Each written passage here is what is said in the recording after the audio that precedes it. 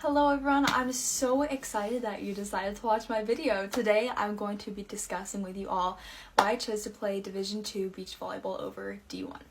So first off, I want to announce that I have verbally committed to play beach volleyball at Wingate University. I'm sure a lot of you guys have seen it since I posted it in September, but I thought I would announce it here as well. I'm so excited.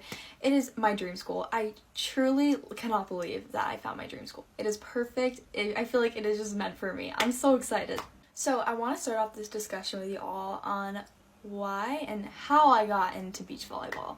So when I was around 9 years old, I knew I wanted to play indoor volleyball at least. I was watching the Olympics. I'm like, that looks like so much fun. So I got into indoor volleyball. I ended indoor at around 12 years old, and then I fully committed to beach when I was in 8th grade. And once I got into 8th grade, even before that, I knew I was like, I want to play at the collegiate level, 100% D1. I'm not doing anything else, D1 100%. And looking back at, being 12, 13, you are at a very vulnerable age, you're at a very vulnerable mindset, and looking back, I'm like, I had a really limiting belief. But I genuinely believe that it was because of my peers and seeing everyone around me and also their mindsets. I don't think that going D1 is bad by any means. I am just kind of showing you guys why I chose D2 and also to give a new perspective to girls my age and that are also going through the recruiting process. And disclaimer, I am not discounting D1 at all or saying it is bad. I think there are so many people that just haven't seen the other sides to Division 1 once they're actually playing in college.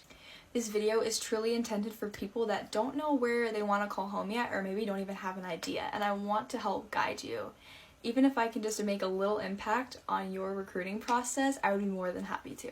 I genuinely believe that there is a certain breed made for D1, and those are the people that want to eat, sleep, and breathe the sport.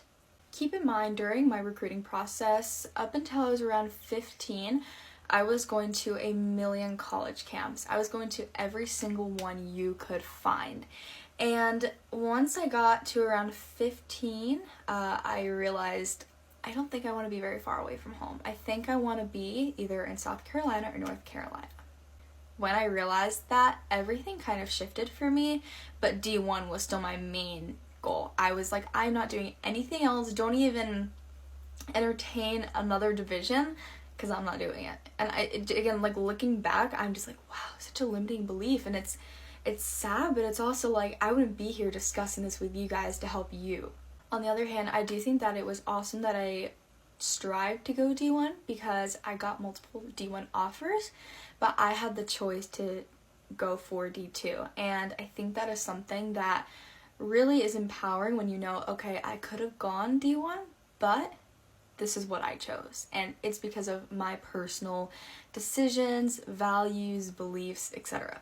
So I'm going to give a little story on one of the schools that I was 100% interested in, and there wasn't any other school that I was really looking at. I knew that this is the place that I wanted to call home, if that makes sense. Up until this past June, I would say for 3.5 years, I knew that this was the school that I wanted to be at. So I would do everything in my power to make it known that I wanted to be there. I created a personal relationship, and I also emailed the coaches like crazy, because here's one thing that they say: you need to be the squeaky wheel. You can't be the person that emails on June 15th one time, sprinkles it in, here and there. You have to consistently email, and I do think that it really did help on the long run, not particularly for this school. So with this one school, again, I emailed them all the time, and on June 15th, I didn't hear anything, except 3 days later, I texted them, and they said, let's get on a phone call. I get on a phone call with both of the coaches for at least an hour. Okay, an hour. That is a pretty long time for a phone call, especially for your first one. Again, if you aren't a rising junior yet, if you're not at June 15th, which is going to be for the sophomores going to their junior year for this upcoming summer, then again, you don't get anything.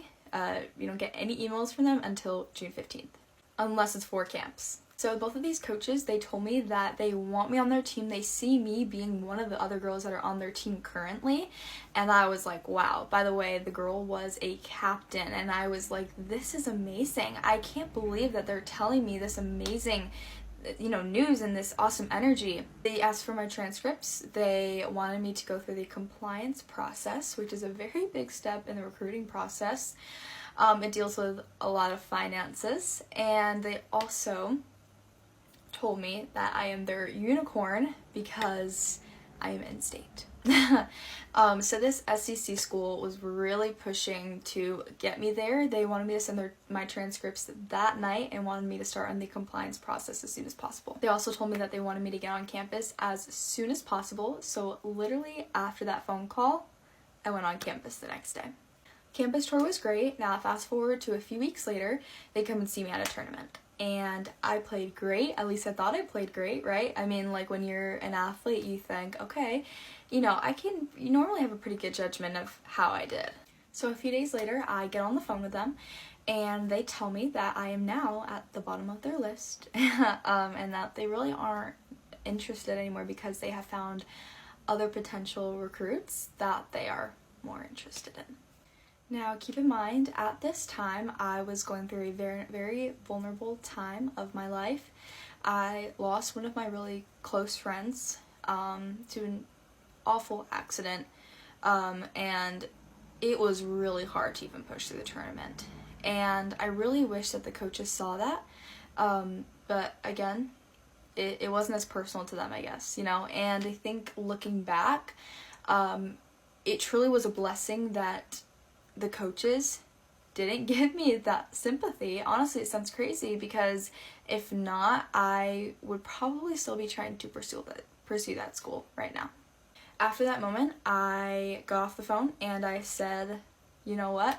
This is going to lead me in the right direction. I just know it's going to work out. I know.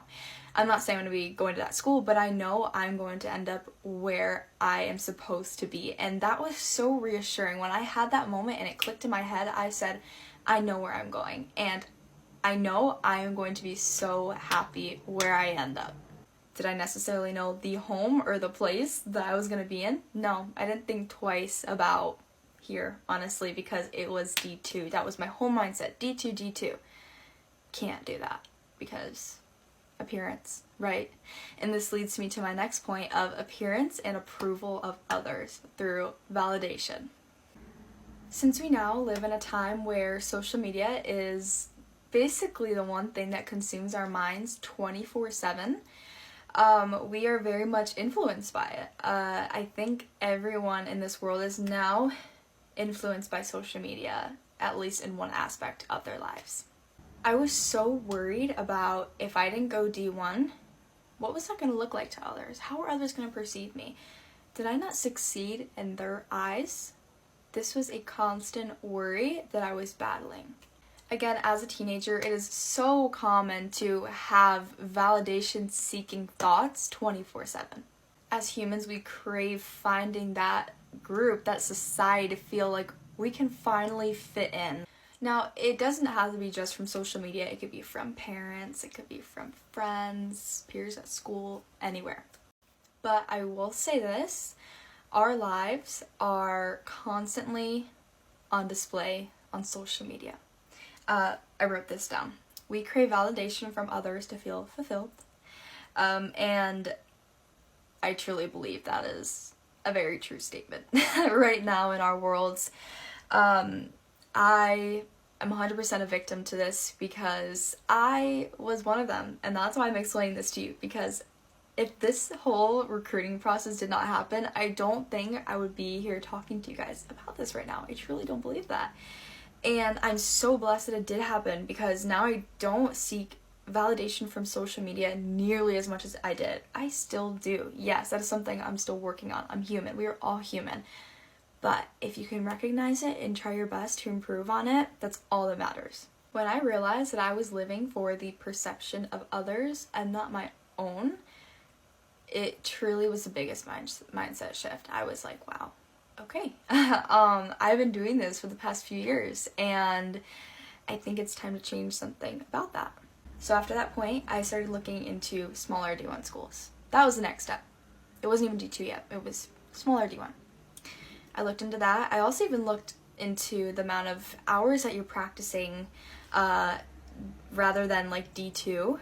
Those hours, like it's the difference, the amount that you're traveling, how much you're practicing during the week. Like, there are many differences that people don't really see between D1 and D2. No matter if it's an SEC school or it's a small D1, it's D1. They have the same requirements as to practice hours, traveling, even how far you're going to travel too. These are all things that you have to consider when you are going through the recruiting process, so you save yourself that time. My camera cut off. But if you can really like see these things way before you even commit and you really think about it deeply, that is where you're gonna win. Also, I promise you, if you do not commit on June 15th, you are going to find your home. It is okay. It is okay if you do not commit on June 15th. I did not commit until September. There's this huge stigma around you have to commit on June 15th, because if you don't, you didn't succeed. It's all of this, you didn't succeed, you did succeed. That is not the image that I want to portray to others. You can commit whenever you want, whenever it is good for you. My life path can look completely different from yours, and that is perfectly okay. I think I would really struggle if I wasn't able to have those times of socialization. Now, yes, I know you fellow D1 commits out there and be like, oh yeah, like you do have time to socialize. You do. You definitely do, but not nearly as much as a D2 or even a D3. I truly want you guys to all think about this and really give it some thought. Where can I feel myself truly being happy on a day-to-day basis, still loving my sport, loving my friends, my just college in general, waking up and being like, yes, like I get to play volleyball. For me, being at a D1 level, I don't think it would have felt that way. I truly feel like I would have been dreading being like, oh man, like I gotta train, I gotta do this, gotta do that. Like, I think if I was at a D1 level, it would have been too much for me. I love feeling lively and energetic and loving and fun. And again, I don't believe for myself, if you are someone that is like me, D1 may not be for you. D2 or even D3 may be a better fit. And that is like completely okay. It is more than okay. It's perfect. It is awesome. Looking back at 14-year-old me, I would be like, Kaylee, you're crazy. You're still going D1 because everyone else is. Look at everyone else is going D1. Like, you have to go D1 or else you're not going to feel accepted by society and you're going to feel like the weird one out. No, like, now I really can feel and say I am so excited for where I'm going to be playing collegiate beach volleyball. Whatever division you are playing, you are freaking awesome that you are playing collegiate, whatever sport it is. You are a collegiate athlete. That is seriously an amazing trophy itself. Another mindset that a lot of us have, and I was definitely a victim of this, is proving others wrong.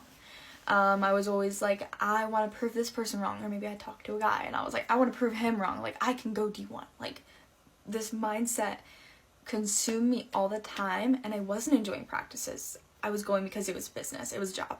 And for me, I didn't want volleyball to become that. I want it to be my safe place to where I can enjoy it and breathe and feel again, energetic and lively and truly just feel like my intuition speaking for myself. So I have a question for you, maybe a little journal prompt that you can write down, and I want you to truly think about this and truly feel it in your intuition. Especially as us women, we have a very strong intuition, and I believe if we truly follow that, we will really find where we're supposed to be.